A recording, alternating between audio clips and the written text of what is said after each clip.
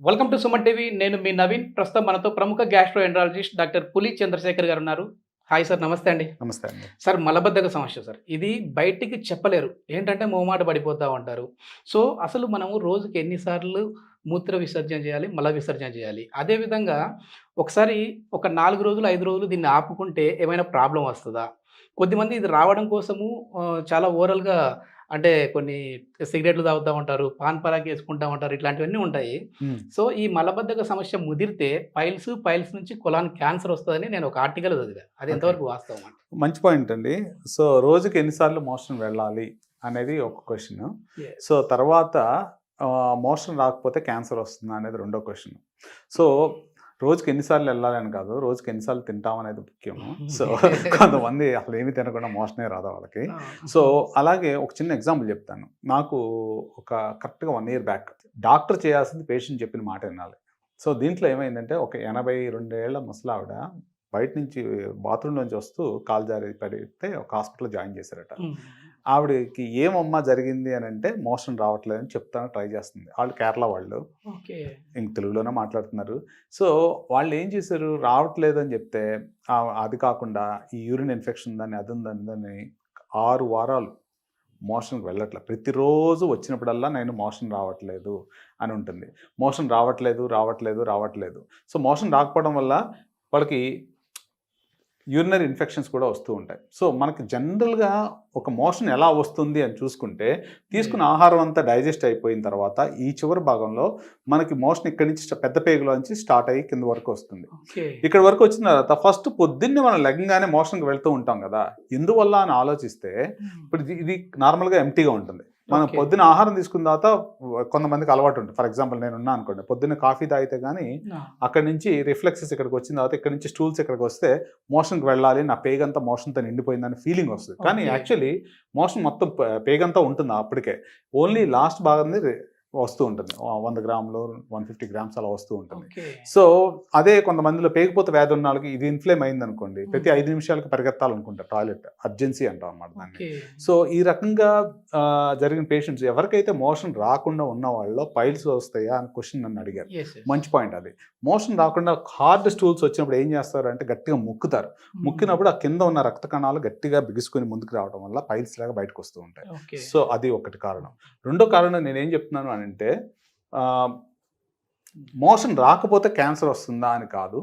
అప్పుడు దాకా నార్మల్‌గా వెళ్ళే మోషన్స్ పేషెంట్స్ రావట్లేదు, మోషన్ హార్డ్ అవుతుందో లేకపోతే సరిగ్గా వెళ్ళలేకపోతున్నాను అనేది ఒక indication. Okay. Change in bowl habits అంటారు విదేశాల్లో. ఓహ్! అది వచ్చినప్పుడు కంపల్సరీ పేగు తనిఖీ చేయించుకోవడం బెటర్. ఎందువల్ల అంటే ముందు ఇనిషియల్‌గా చిన్న కణాల కింద ఇలా స్టార్ట్ అయ్యి ఒక గడ్డలాగా వస్తుంది. ఇంకా క్యాన్సర్‌గా మారలేదు. క్యాన్సర్‌గా ఓకే. మారే ఛాన్సెస్ ఉంటాయి. సో, వీళ్ళల్లో ఒక చిన్న ఎగ్జాంపుల్ చెప్తాను. నాకు ఒక పేషెంటు బాంబే నుంచి వచ్చారాయన. బాంబే నుంచి వచ్చిన ఆయన పైల్స్ అని చెప్పి వచ్చాడు. ఓకే. పైల్స్ అని చెప్పి వచ్చిన అతను 50 ఏళ్ళు పైన ఉన్నాడు, రక్తం పడుతుంది. హ్మ్. సరే నేను ఒక చిన్న సజెషన్ ఇచ్చాను. సరే ఆయనకున్న హ్యాబిట్స్ వేరు హ్యాబిట్స్ ఉన్నాయి. సరే కొలనోస్కోపీ కూడా చేయించుకోండి అని అంటే ఈ భాగంలో ఓకే. స్టేజ్ 1 క్యాన్సర్ నాకు కనిపించింది. అదృష్టవంతుడు. సో, విదేశాల్లో క్యాన్సరు, కోలాన్ క్యాన్సర్స్ అధికంగా ఉంటాయి అని అనుకుంటున్నాం. కానీ ఇండియాలో కూడా చాలా ఎక్కువ ఉన్నాయి. నేను 20, 30 ఏళ్ల వయసు ఉన్న వాళ్ళలో కూడా నేను క్యాన్సర్ కనుక్కోవడం జరిగింది ఇక్కడ. ఓకే. సో, వాళ్ళు ఎర్లీగా చూస్తే మనం దానికి పేగు కట్ చేయకుండా దానికి మనం రిమూవ్ చేసుకోవచ్చు. ఏ స్టేజ్‌లో మనం ట్రీట్ చేయొచ్చు సార్ దీన్ని? అన్ని స్టేజ్‌లో ట్రీట్ చేయొచ్చు. ఓకే. కానీ ప్రాబ్లమ్ ఏంటంటే మనం విదేశాల్లో ఎటువంటి పేషెంట్స్‌కి కొలనోస్కోపీ అవసరము అనేది క్వెషన్ నేను ఆన్సర్ చేయదలుచుకున్నాను. ఏంటంటే 50 ఏళ్ళు పైన దాటిన వాళ్ళందరికీ స్టూల్ ఎగ్జామినేషన్ చేస్తాం.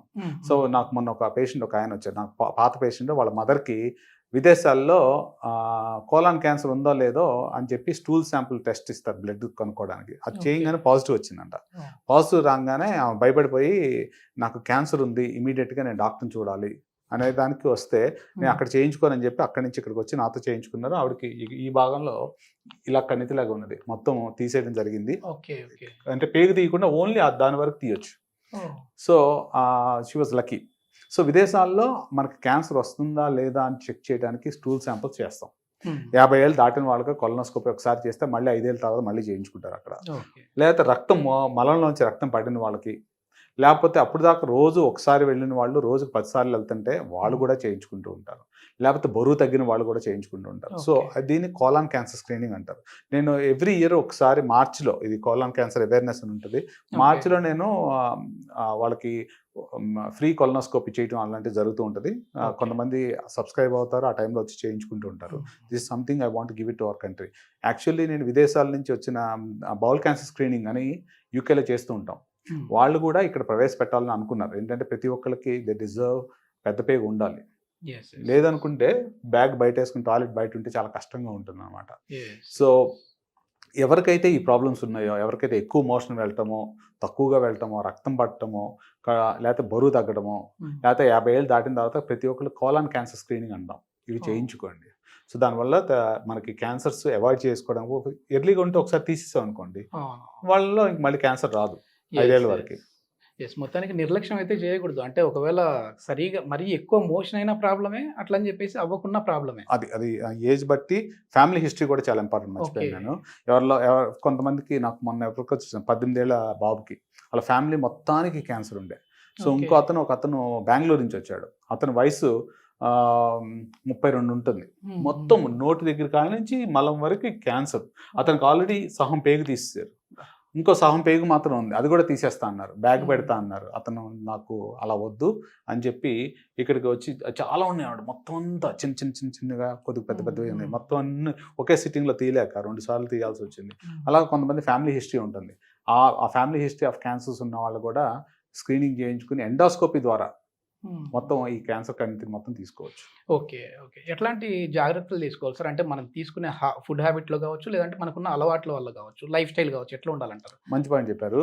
సో ఈ కోలాన్ క్యాన్సర్ ఎవరెవరిలో వస్తుంది అనే క్వశ్చన్ ఆయన తర్వాత లైఫ్ స్టైల్ మోడిఫికేషన్స్ అంటే ఎలా ఉండాలి. సో ఫైబర్ డైట్ ఎక్కువ తీసుకున్నాం అనుకోండి, కూరగాయలు ఒకప్పుడు మనం బాగా తినేవాళ్ళం, అలాంటివి మంచివి. తర్వాత ఫ్రూట్స్, విటమిన్ సిలో ప్రతి ఫ్రూట్లోనూ యాంటీ ఆక్సిడెంట్, క్యాన్సర్ రాకుండా ఉండే తత్వం ప్రతి పండులోనూ ఉంటుంది. అది ఈ try to eat that one. Number 3, వయసు దాటిన 50 ఏళ్ళు దాటిన తర్వాత ఒకసారి కొలనోస్కోపీ చేయించుకొని ఏం ప్రమాదం ఏమి ఉండదు, చాలా simple procedure. So you'll have a better outcome. అప్పుడు లేదనుకోండి, క్యాన్సర్గా మారడానికి కొన్ని సంవత్సరాలు పడుతుంది. ఒకసారి చూసినప్పుడు లేదంటే మళ్ళీ it may take like 4-5 years. అందుకు మళ్ళీ 5 ఇయర్స్ తర్వాత మళ్ళీ రిపీట్ చేస్తూ ఉంటాం అలాంటివి. సో ఎక్కువ హైడ్రేషన్, నీళ్ళు ఎక్కువ తీసుకోండి. అలాంటివన్నీ మంచిగా, అంటే these are the good life styles that you should follow. Screening ఒకటి, plenty of water, fibre diet. Okay. ఇందాక మంది అడిగారు రంగులు వేసుకోవడం. ఆ రంగులు ఆపేయండి. రంగులు వేసుకుంటే కంపల్సరీ ఇక్కడి నుంచి రంగు పడుద్ది. దాన్నే క్యాన్సర్ అంటారు. ఓకే. చాలా మంచి ఇన్ఫర్మేషన్ సార్.